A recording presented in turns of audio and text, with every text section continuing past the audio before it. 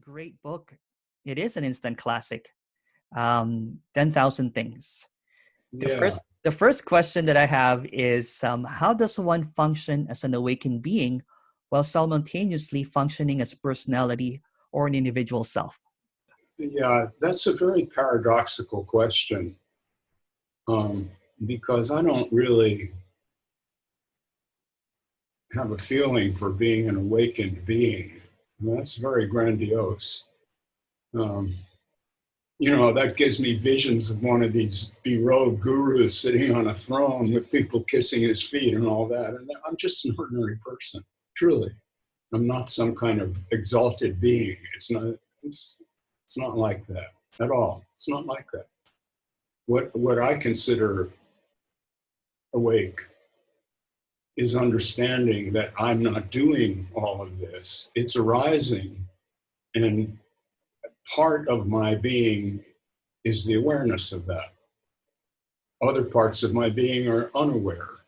Other parts of my being are the biology of my body and the messages that I'll never be aware of that are coming from the cells in my body, from outside my body. I'm ignorant of all of that. I can become aware of some of it. Some of it I will never be aware of.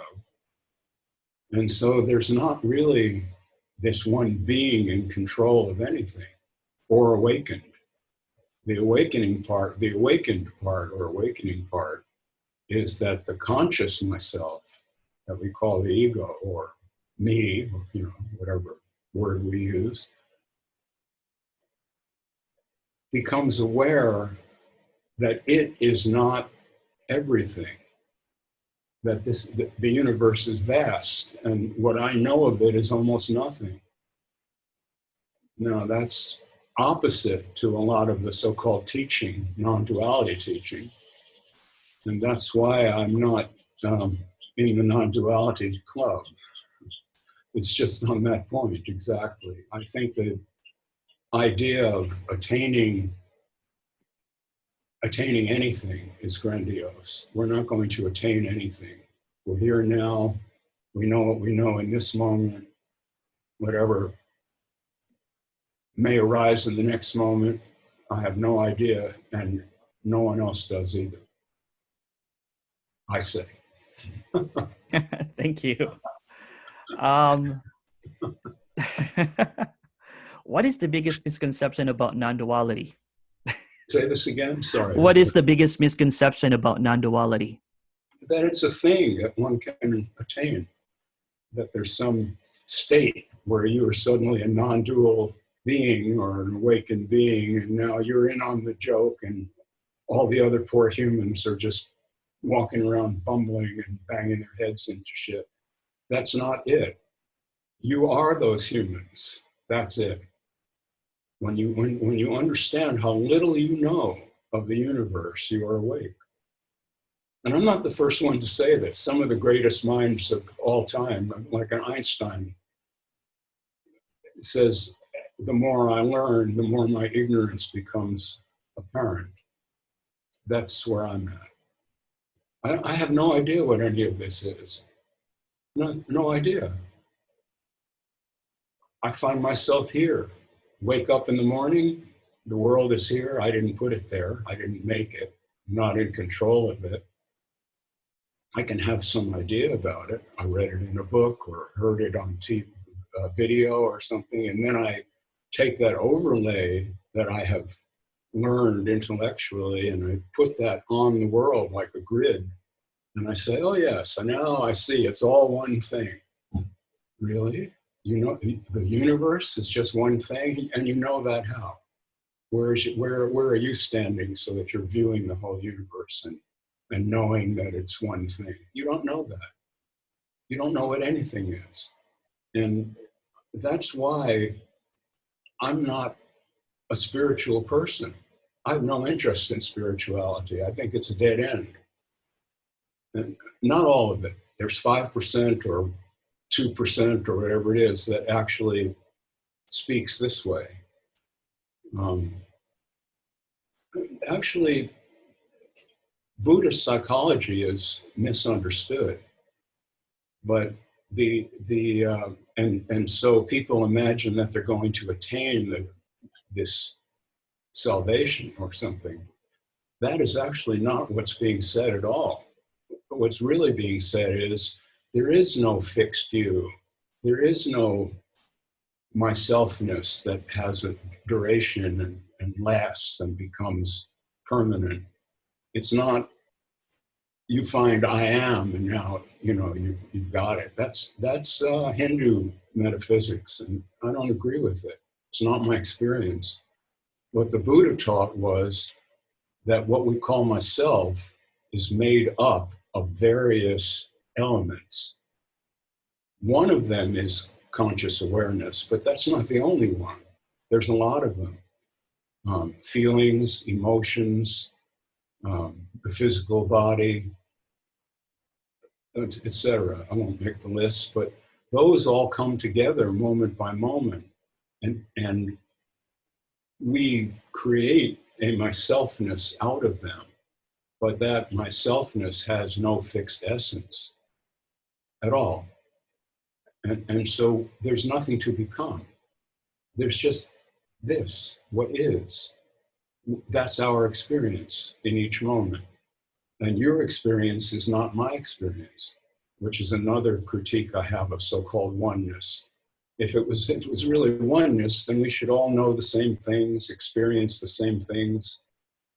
No, that's not the way it is at all.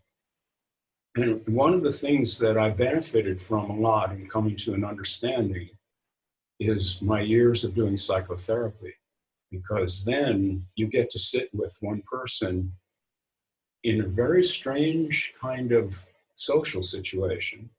It's a social situation because there's two people in the room, but you're having a conversation that does away with all the niceties entirely, and you're allowed to say whatever you want. And what arises there is a lot of truth about what we are as people that I think gets papered over in this kind of, the word escapes me. There's kind of a piety about all this non-duality. So, oh yes, oh we're all so loving, and no, we aren't. We are not so loving. Loving is part of our repertoire as humans, and so is snatch and grab. It just is. Look at the world around you. It's not easy to make a living in this world. Money doesn't grow on trees. People have to get out there and do things to survive. And a lot of that is not loving at all. If you are an unaware person, an awake kind of person, you can conduct your life in a loving manner. But if you get your back to the wall and you're really threatened, a lot of that might disappear. And you might find yourself doing things you might not have imagined.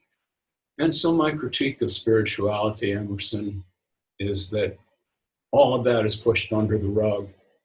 Everybody just wants to be so nice and kind and sweet. And Nisargadatta had it all figured out, or Ramana Maharshi, and just, oh, well. And that's I'm not there. It's fine. People want to do that, great. There's something for everyone. I do get that. I don't mean that there's anything wrong with it. That's not my point. But I'm not there at all. Never have been. You have this in your book. You said upon seeing this joke, you were speechless, naked, and laughing. I had the same experience. My experience was just like I was just laughing. I'm like, I don't know anything at all. Everything that I know is completely false. And I just laughed and could not believe all of these, belief that I had about spirituality, Nisargadatta, everything. Can you expand on that one? Expand on not knowing? Yes, the laughter and the experience of seeing this as a joke. Yeah, well, it is a joke. It really is a joke, because we're aiming. If we go on what we've heard, I mean, I've read the same books everyone else did long ago, so I haven't read any of the new ones. But And I didn't really know about Ramana Maharshi either, but until recently, actually. But, well, that's another story. We won't have time for this in our interview, but I came to this through the back door. I mean, so I won't go into that, but a lot of this is very new to me. The world of spirituality was not really my world. I was a psychologist. I was aware of Buddhism. I was aware of Hinduism, Islam. I was aware of these things, had read, had studied, but not with the idea of becoming enlightened. I mean, that wasn't on my program, really. And then I laughed because I understood that I had been expecting something to happen that was already happening, and it always had been, and I just hadn't seen it. And what it is this world. This world is amazing. It's amazing, all of it. And I'm not making that. I'm not creating the world under a rock so that when you lift the rock, there's all these beings there and they're moving around and have a whole life. Or I was a scuba diver for a long time. You get on a reef somewhere and the profusion of life there is incredible. And Robert Saltzman is not making that be here in any sense, in any way. And that's the joke. We want this power, but we don't have it. And we're never going to. We're seeking control and power, and we're not going to get it. See, we're not. And if that is understood, and this is what I've been sharing with people, and some people really like hearing it, other people think it's awful. It's terrible. Robert Saltzman is the devil. Look, he thinks he's as good as Nisargadatta. Yes, I actually do. Maybe even better in a lot of ways. But he had his thing. I mean, that's good. He was cool.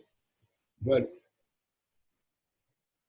we need to come to an understanding of our littleness, our smallness, and the transitory nature of me, which is going to die pretty soon. I mean, I'm 75 years old. I don't have that much to look forward to. Old age, illness, and death, it's not that much fun. So, but I'm laughing. Why? Because I know that this doesn't continue forever and there'll be an end to it, which is beautiful. This is what people are afraid of, but for me, it's entirely liberating. Entirely liberating. There's nothing to hold on to. I'm falling through space without a parachute. And the good news, the bad news is, who said this? Well, you're falling through, you've fallen out of an airplane. The bad news is you don't have a parachute. But the good news is there's no ground. And that's where we are. We don't know anything. It's all occurring. But we do know that the brain is involved and that brains die. So there it is. It's pretty simple. You got a free pass. Beautiful. It is actually. Let's go back to the Ramana and Nisargadatta, because people put them on a pedestal, and people get really offended when Nisargadatta or Ramana is challenged, or even right now Rupert Spira is challenged. What's your comment about that? Well, the Rupert Spira thing is actually close to my experience, because a few years ago, I vaguely knew who he was. I'd heard him on the radio once and liked what he had to say. And I liked his presentation. He had a very, very beautiful voice and very calm. Nice. So someone sent me a video and asked me to comment on it. And I watched the video and I was actually shocked by the false logic that he was using to intimidate a question. Someone asked him a question and he beat this guy up with this false logic. And I laid it out there. And this really became a cause célèbre among some people. Many people took my side, a lot didn't. And then I mentioned Tim Freak when we spoke last. He's a kind of a big name, much bigger than I am. He's a famous guy. I think he's on some list of the 100 most influential spiritual people, that kind of thing. He's written 35 books. So, okay, well, he interviewed me because he had been a non-duality person for years. A lot of his books were about that. And he found himself moving away from it. And he'd done an interview with Rupert recent, I think it was in June, in which he told Rupert, your logic is tautological. It's circular reasoning. And Rupert hated that, but thing went on. Well, so someone sent me that interview. I had not heard of Tim Freak. Someone put me onto the interview. I watched it and I commented on it on my Facebook page. Oh, this is great. There's someone else who sees this the way I do. This is nonsense. Rupert Spire's whole shtick is backed up by this phony logic. It's really terrible. And now this guy sees it too. Well, Tim read this. Some mutual friend put him onto it. So then he asked to do an interview with me, and we did that. And we went into this deeply. It's a great interview. It goes on for like an hour and a half. Well, that's Rupert. If you want to go back to the two famous greats, there's nothing wrong with either one of them. They certainly had a point of view, and a lot of people seem to really benefit from it or like it. Anyway, I don't know if they benefited. They like it, made them feel happy to hear it. That's great. It's just religion. There's nothing wrong with it. I mean, people like Jesus too. It's fine. But I'm not interested in that. I'm interested in what we really are, not these grandiose ideas that Nisargadatta had. Ramana Maharshi, I don't think, was so grandiose. He was more like a monk who had withdrawn his awareness into himself and sat there in a diaper, and people would, it's okay. But the things that he said that people pick up on are the same things that I would say, except I don't want people coming to sit there and bowing to me for saying them.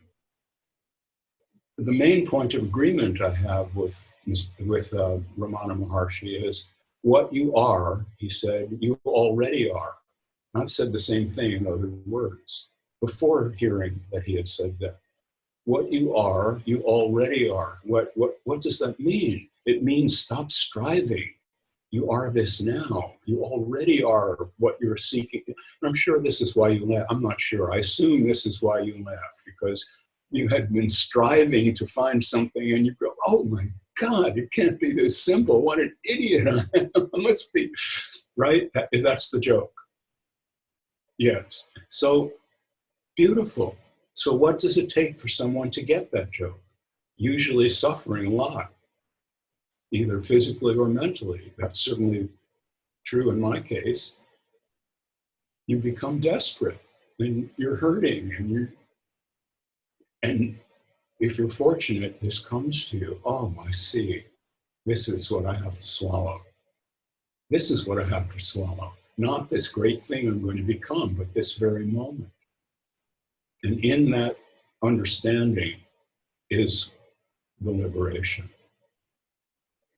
You are liberated not because you can choose to be anything you want or do anything you want. The opposite. You're liberated because you have no choice.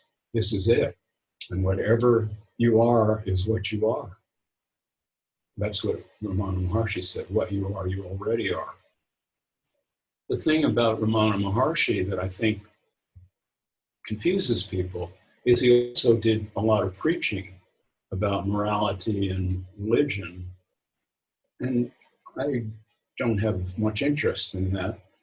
And I imagine he did that because there were unruly people and disturbed people, and he was trying to make a kind of a shelter for them, or a structure. And that's what the Buddha did too. He preached sometimes for the dumb bunnies who couldn't really understand the real message. He gave them a rule book. These are the 10 tenfold noble path, you know. And it's like the 10 commandments. There's like rules. Do this, don't do that. Well, that's not for an awake person. You don't have to tell someone like me what to do and not do. I'm not going to kill someone. I mean, come on. It's ridiculous. I mean, murder. I might kill someone, but I'm not going to murder anybody. I mean, it's just not going to happen.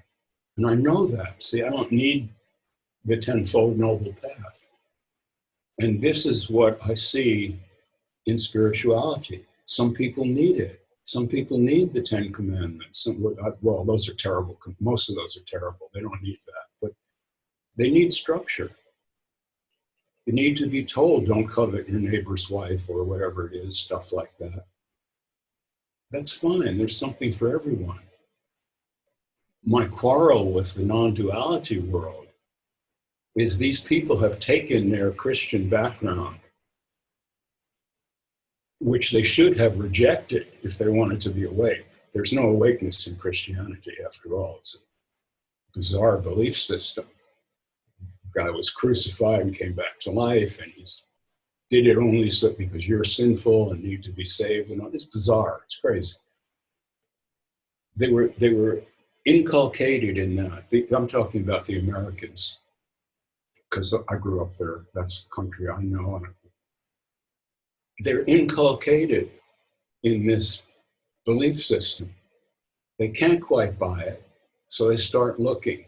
You go, oh, Hinduism, yes, that's the answer. Because you can still keep God. You see, you still have Brahmanas at the top, but you don't have to believe in all this sin stuff. And they glom onto that. I remember in the 70s, my friends would go to India. Why they would go there, I could not fathom. I mean, it's a horrible, there's a caste system and impoverished country and flies and everywhere, and big disease. They go there to be enlightened. It's really madness. And they came back not enlightened, but deeply confused. They had learned that you should bow to someone and sit at someone's feet, kiss that person's feet, be abject, and all of that. And that's what occurred with Rupert Spira. He has people sitting at his feet, eating up every word. And there's nothing wrong with the guy. He seems like a nice guy, but he doesn't have the keys to the kingdom. Why are people bowing at his feet? Why? I don't get it. I've had a few people try to bow at my feet, but not many, because I kind of scotched that right from the beginning. But when they do, I tell them, get out of here, man. Shouldn't treat me that way. It's about you, not me. This is all about you. I got my thing. I've got my thing in proper order. You need to get your shit together, not imitate Robert, see? And that is what the non-duality teachers are not doing, Emerson, but they should be doing it. Why are they not doing it? The same reason that everyone else who's in business is not spilling the beans. They got a brand and they don't want to fuck it up. And that's it. That's all it is. It's all it is. You have a brand. See, I'm not monetizing my thing. Yeah, I get a couple of bucks when a book is sold.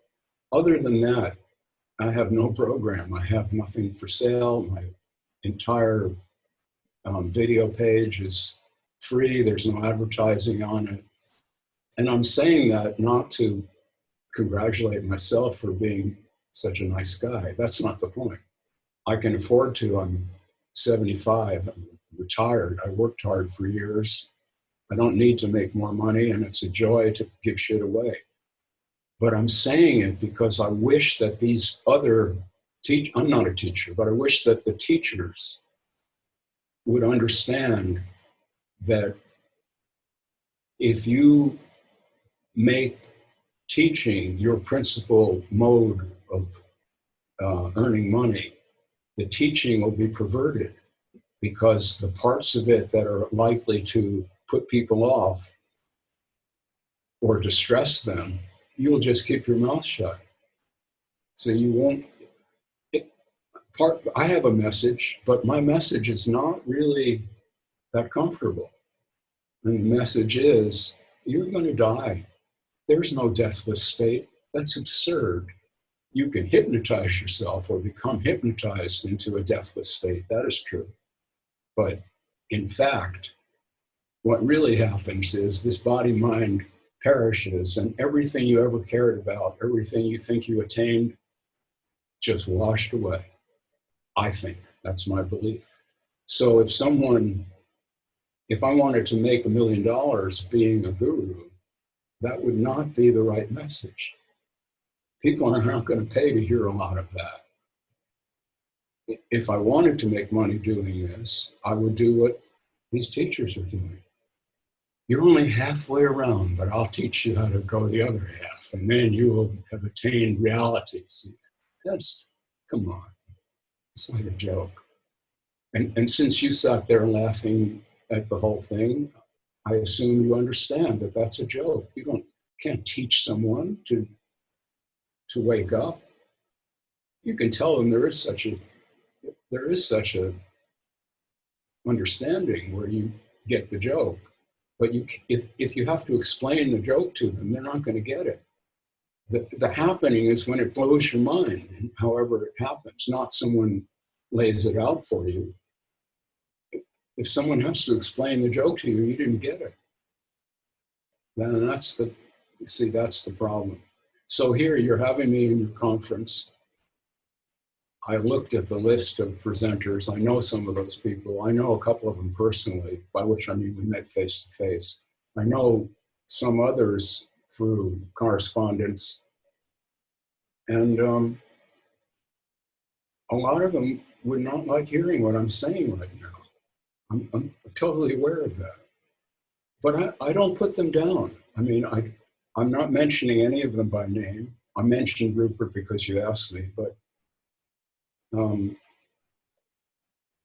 they probably mean well, most of them, maybe all of them. And probably feel some love in their hearts and feel I'd like to share this and all that. I understand that. And I understand their audience too. They're scared bunnies and they want hope and reassurance and they want to feel my miserable life can become better. I get that. But my end of it doesn't work that way.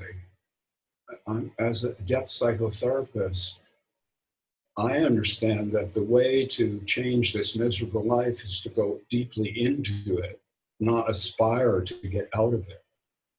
See, that's backwards. If you aspire to get out of it, what you're doing is saying, I don't want to look at that. I'll sweep that under the rug. I want to be loving.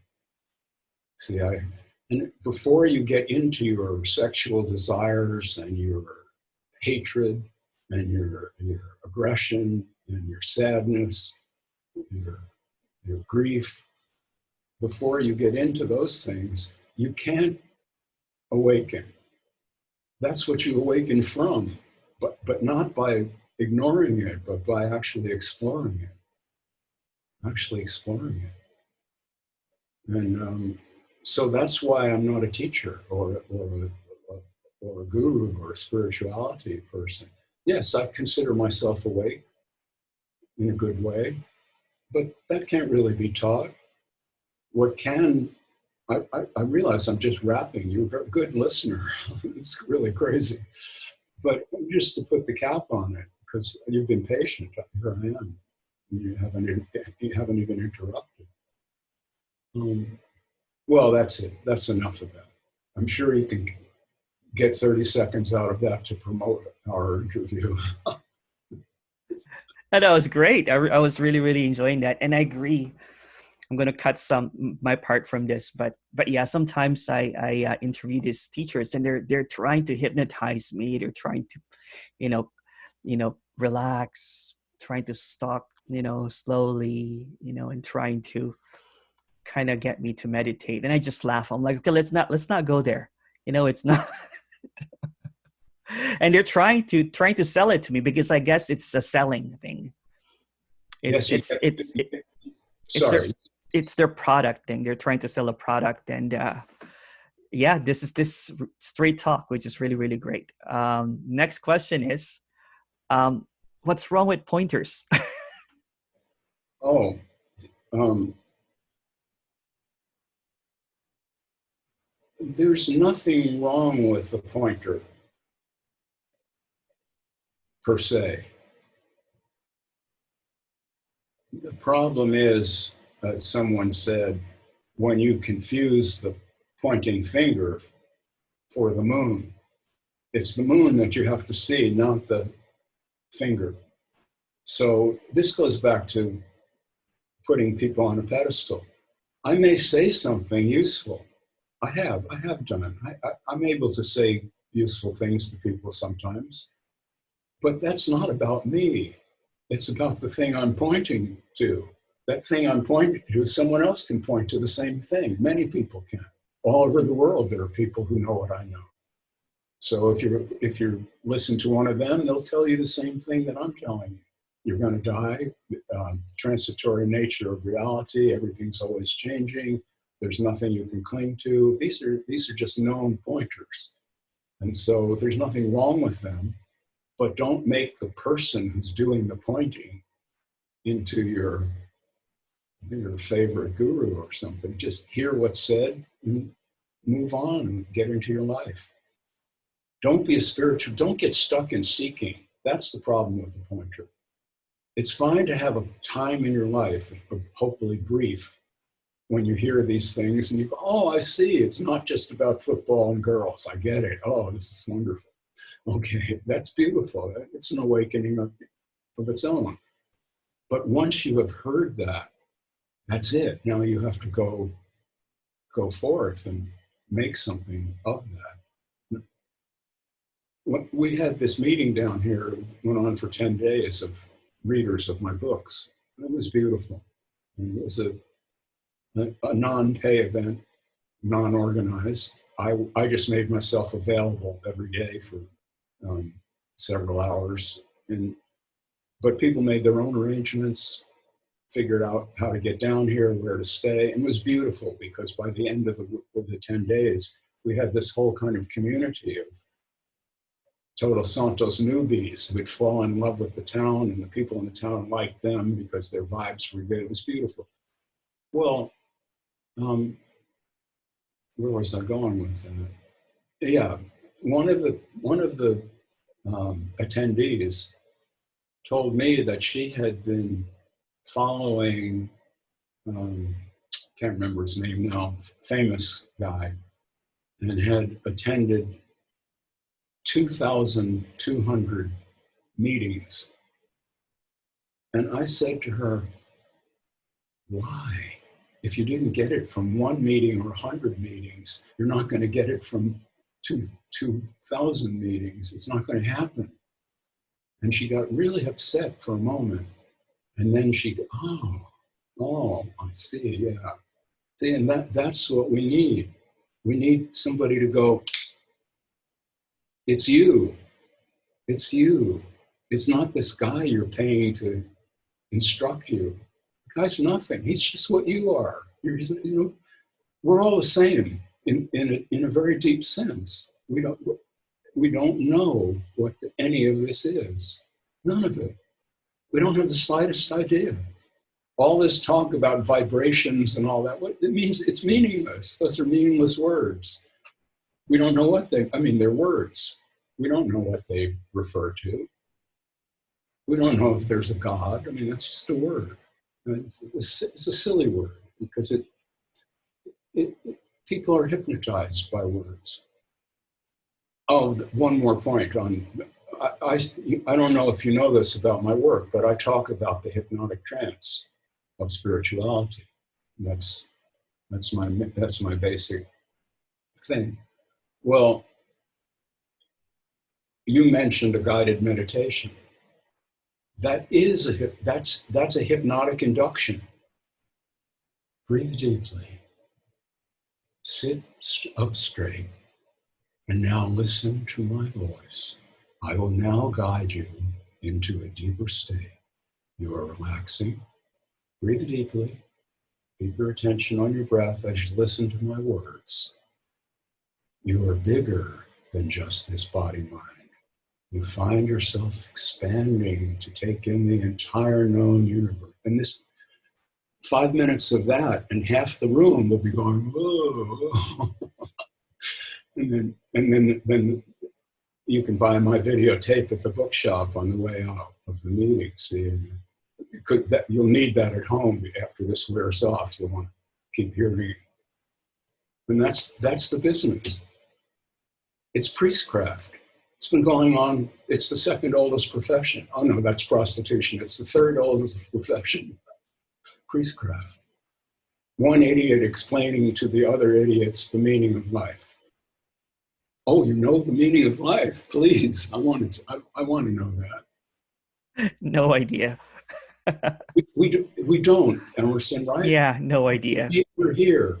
We're doing what we do. You're doing this conference now, and that's interesting for you. And interesting. Of course, it's wonderful. It's great to do things. I wrote 2 books. It's fun. It was hard work. It took a long time. A lot. So that's beautiful to get involved. But you're not going to arrive at anything. It's the involvement that's important. It's the participation in life, so that we're not depressed. We want to see. This is another. I don't know how we'll never do this in a 1-hour interview, but these are beautiful points. You see, we struggle. We humans struggle with depression. We don't like to admit that. That's we're in denial, but it's like a tiger that's chasing you, and it's almost caught you, but you keep putting it back there and doing something to get away from it. It could be sex, it could be drugs, it could be spirituality, it could be who knows what, and any kind of entertainment. But that's there. And why is it there? Well, I'm going to die, and everything I care about is going to be taken away. And this body that I like so much, and I look at every part of it and I'm worried about it, it's going to get diseased and sick, and I may lose my marbles. And all these are ideas, and we all know it.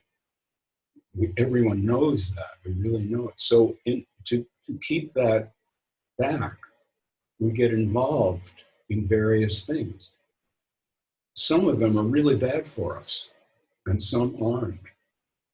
And see, what I consider awake is to get involved in something that isn't bad for you, that gives you a chance to be with other people, to share good vibrations and love with people and be happy. While you admit the sadness of all this, while you understand, a friend of mine died a couple of weeks ago of COVID-19. He's gone. He can't come back. It's over. He was a nice guy, a really nice guy, and he had family and loved him and all that. We somehow, those of us who want to be awake in the true sense, we have to find a way to put that understanding in our hearts and be happy, not escape from it by saying, the body's not real. Really? And you know that how? Well, I just know it. Nothing to do with your brain? Oh, no. The brain is just a receiver. It's the real message is coming from God. And come on. That's what I want to say to these non-duality people. Wake the fuck up. I won't say this on our live stream. That's allowed too. We don't. we don't really take it any seriously. You know what I'm saying? This conference, it's just a fun thing. So whatever comes out from it, it's Well, fucking okay. yeah, I'm liable to say anything. Okay. I just got my first big hater yesterday. No, the other day. The other day, he wanted to do a one-on-one. I'm like, I don't really do this kind of thing, and he just really wanted to talk to me. He started talking about his guru. I'm like, oh no, you're not going to like what I'm going to say about that. And then he said, and I was just being really nice, being really gentle to this guy. And I thought really he was asking something about the conference. That's why I kind of like, okay, if you want to do, a Zoom meeting, that's okay. And I basically said that your guru is the same as you. There's no difference. And he goes, but this is my guru. I didn't know that he was in love with his guru. And then he basically yelled at me at the end, cutting it short. This is your interview. He goes, you're not enlightened. I'm like, I never claimed I was. Yes. It was just really funny that they take it so seriously. This is another question. What is God? Who is God? Is there God? Would you repeat the question? What is God? Who is God? Is there a God? What is God? The first answer that comes to mind is that's a concept in human minds. It's a word. What it refers to is anybody's guess. I have no idea. And the people who use that word mean very different things by it. So that's why it's not a useful word. When a word has too many definitions, then it loses usefulness. The words that are most useful are the ones that everyone agrees on their meaning. If I say a pencil, everybody kind of knows it's a writing implement. But if I say God, now we're going to have a million opinions. And so I don't use that word myself.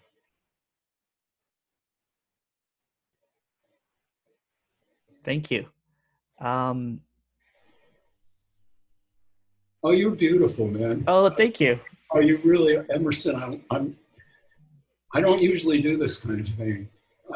I say yes to, well, it's a practice of mine is to say yes to everything, unless there's a gigantic red flag.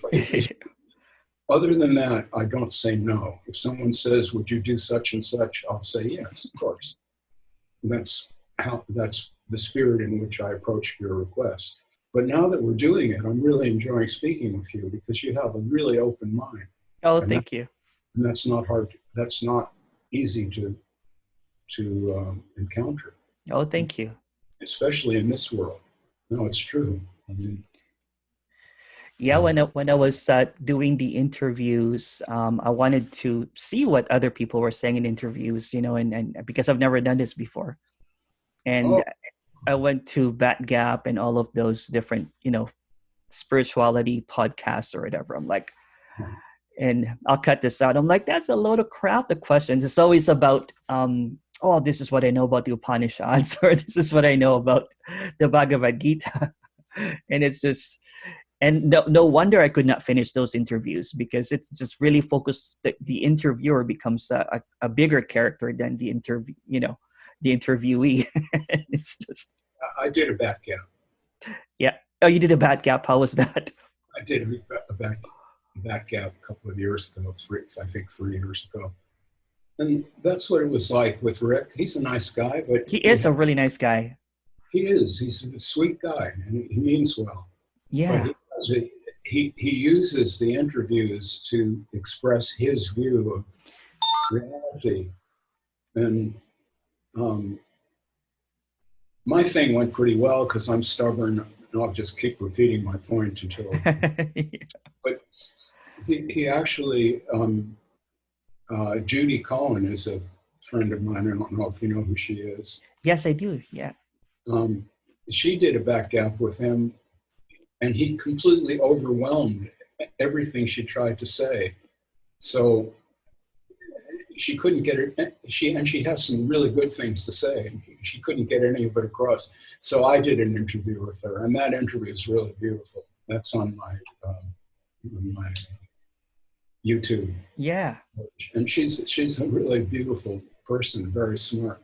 So Rick has a way of overwhelming people who, with his, and his point of view is, which I got him to admit in our interview, because I'm very tough. I mean, is there are people who have attained oneness with God. Yeah. And you can too. And that's his point. Oh, I get it now. Yeah, yeah. And you see, so someone like me, well, I'm not there yet. See, I'm halfway up the ladder, and I keep climbing. I have to keep climbing. There's just so much romanticism, I guess, with what enlightenment spirituality is, and I bought into that. I really, really bought into that. I was a corporate dude, hedonistic, and then I'm like, I have to change my ways. I have to. But since I'm hedonistic, I approached spirituality with the same hedonism, with materialism. So I did I did the retreats. I did the teacher training. I became a teacher. And then midway through that, I was like, oh, this is a load of crap that I'm doing. And I gave away everything I thought by being a karma yogi, you can get liberated. And then midway through it, I'm like, what am I doing? And then people with glazed eyes look at me and held on to every single word that I said. And then one day, I just said, I'm full of crap. This is all bullshit. I don't believe it anymore. And of course I got crucified by saying that. And then rumors started around me, and then I stepped down, and then I went to an island, became a DJ, and I was so happy. I ended my search because it was just full of crap. And then, the one thing that did it was when someone tried to kiss my feet.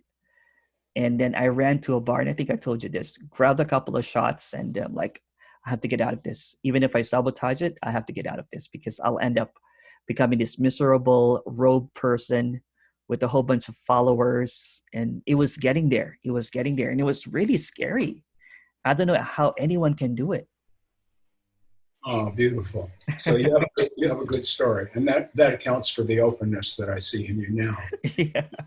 Yeah. Well, I'm really happy to hear that. That's a beautiful story. I don't even want to be a teacher. I don't want to be a speaker even. Well, teaching and learning is natural, and it should circulate. You may learn something from me in this conversation, and I may learn something from you. That's how it goes. That's a natural thing. I mean, teaching and learning is beautiful. It's the hierarchy that's poisonous. That's what it is. Putting one person on a pedestal and the other person's like a miserable little pissant, down there. That's not really the way we are as humans. It doesn't work that way. We each have dignity. We have human dignity. Everyone has it. And we need to, I've got to check this. Okay, no worries. No, it's just my son is up in Seattle, and they're having this kind of emergency up there now. I just want to make sure that. With the fire, right? Is that the fire? Yeah. They can't go outside. They have right now. They have the worst air quality on planet Earth. Yeah, I'm about to talk to Joan Tollefson later on today, and then really? she's a real friend. Tell her I said. Okay, I will. I really enjoy her too. She's great. Joan's great, man. She's great. Is she in the conference? She's in the conference as well. Yeah, she's in the conference. She's great. I love Joan. Yeah, it's odd. I've never really heard of her. Mm-hmm. Because I was in the spirituality world, so I've heard of Nisargadatta, Ramana, Yogananda, but never, and then I just covered her like a week ago. I'm like, how can I? And then I started chatting with her, and so she's the last edition, like you as well. I actually discovered you through her. Oh. Yeah, through her post, and I'm so glad I did. it's I was telling Noel, I'm like, I'm getting tired some of these interviews when they're talking in a really slow pace, hoping to hypnotize you. Well, that you see, that is a hypnotic induction. Yes. I'm going to have a spiritual personality, and you will see the loving nature of a realized being, and it will make you want to be a realized being. It's like a joke, man. It's just funny. It's It funny. is. It's funny to me. I know. Do you know who John Troy is? John Troy. No, no. Oh wow, he is a friend of mine. He's an 80-year-old guy in North Carolina. Oh, wow. Now he's an awake dude, and he knew all of these great people. Oh, He didn't know Ramana, but he knew Ramana's family, okay. and he stayed with Papaji, knew Papaji really well. Okay. John discovered, he had a radio show, radio interviews. This was like 15 years ago. And he discovered me, and he's the one who made me kind of come out into this world we're talking about. Well, he's a enlightened being, and he's just an ordinary, North Carolina old guy with a white beard. And, how do I get on John? How you should introduce me to him. I would love to chat with him. Oh, really? Yeah, that would be great. I'd like to do that. It's probably too late for the conference now. Probably, but we'll see. Well, the conference is kind of like our launching party to do something. We're just going to put out videos, and it's just fun, There are some people that I'll cut this out, but I think are full of crap. But that's okay. Yeah, it's okay to have a full of crap people. Yeah. Some of the audience is full of crap, so we need they need someone they can believe in. That's right. And then they'll get to the people that are clear anyway and clear in speaking, and they're like, kind of like, it's just a process. For me, before I got here, I was really heavy into morality and all that kind of bullshit of being a good person, being selfless. And then when that was kind of like falling apart, I'm like, I really want to go to a bar and dance and party and get laid, and yes. So, the old hedonist came back. That's right. Yeah. And then I just could not live two lives anymore. It was just getting, I'm like, I just have to be human. No, I can't be this person in a pedestal. Well, so the thing that I have to share is you can be real and be awake. Yeah. You don't have to give up anything. That's right. That's why it was such a joke to me. I'm like, I'm just so full of shit. Like all of this stuff that I was thinking, anything that I thought was I had to do didn't really matter, and it's just so normal. Everything is just so ordinary. It's not this like angels and horns, and you kind of like all of a sudden you have this super compassionate heart that you just that's bullshit. You know what I'm saying? In that experience anyway. And then I saw dust at the same time, like, this dust is beautiful.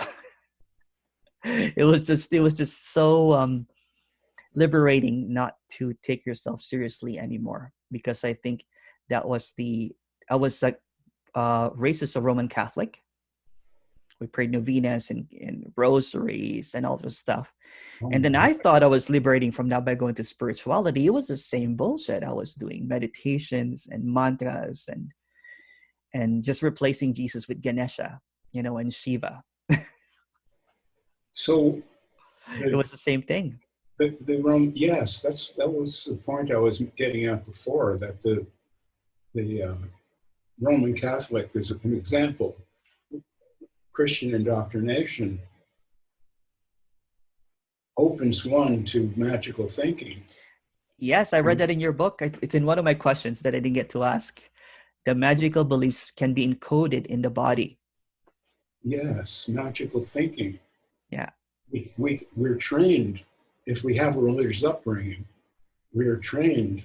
What the religious upbringing is a training to believe things uncritically, to believe in magical ideas.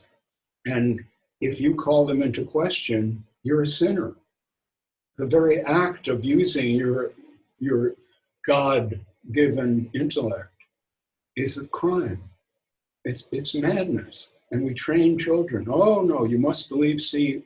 And if the child says, how could somebody who was alive, dead for 3 days, how could someone like that come back? Or when you're a little older, how does a woman give birth if she's never had sex? How could that happen? Well, it can't happen. So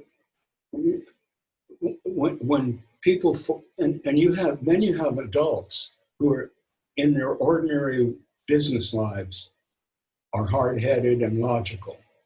But as soon as they stick their nose in church, all that has to go away, and they have to get back into the trance, and oh yes, Jesus, and all this. That's tragic. It really is. And that is non-duality. It's magical thinking.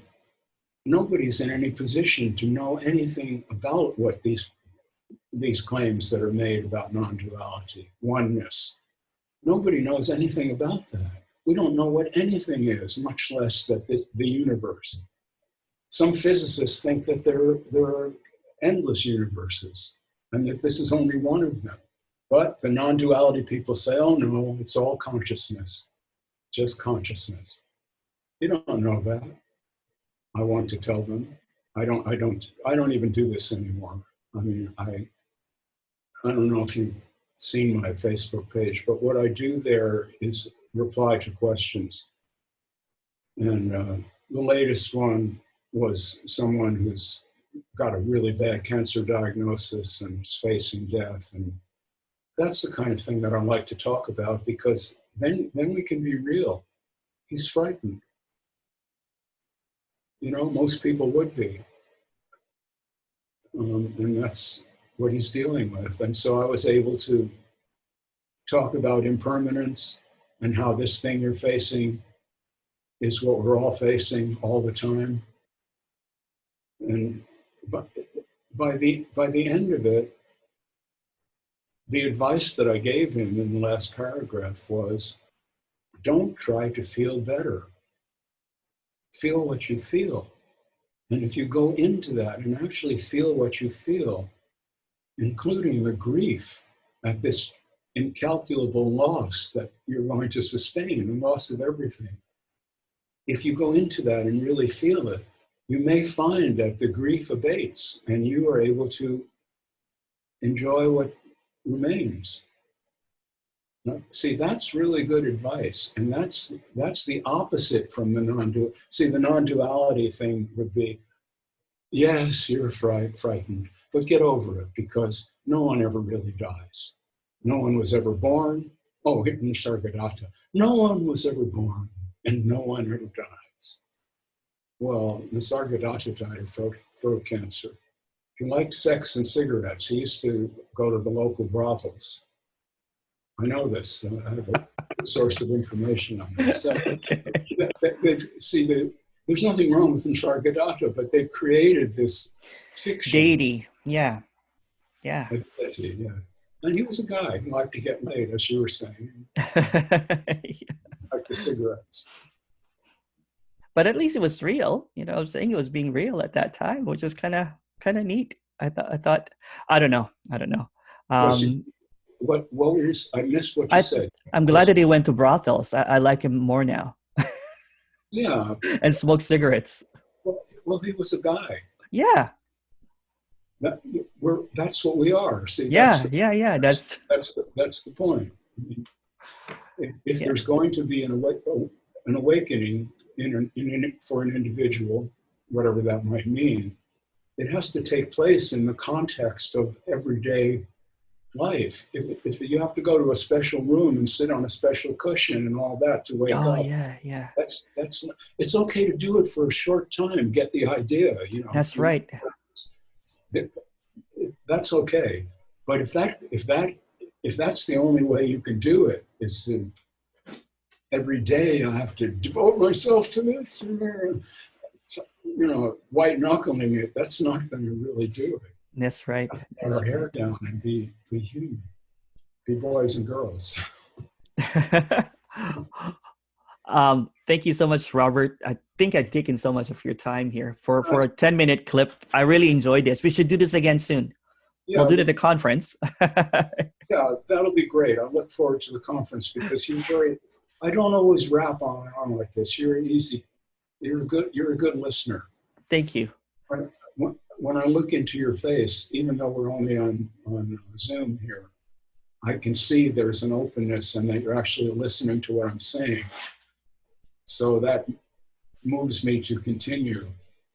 Because I should explain, I'm a quiet person. You may see we've had 2 interviews now, and either one was like that. But I spend a lot of time silently and alone.